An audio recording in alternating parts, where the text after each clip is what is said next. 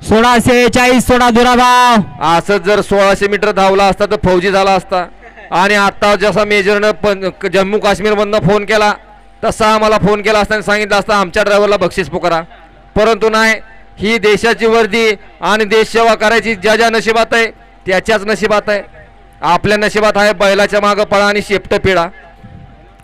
1640 सोडा दुराभाव, गती घ्या।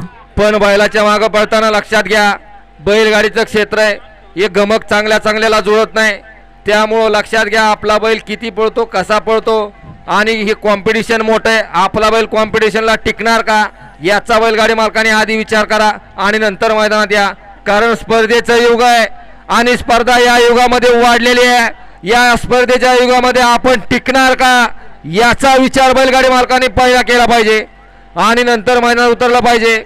नाहीतर बघा नुसत्या मैदानाच्या वाऱ्या करायच्या आणि भाडं भरून मारायचं, परत घरची म्हणणार बघा त्या बैलाच्या नादाच्या पायी वाटोळ झालं।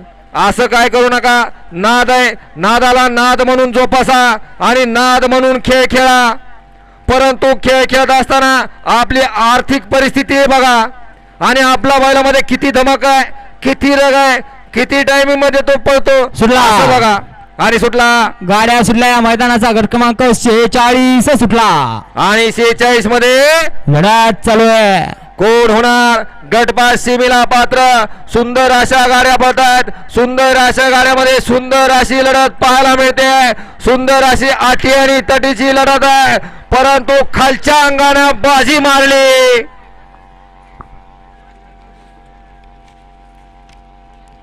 चला गाड्या सोडून येणारे बाहेरनं चालत यावं।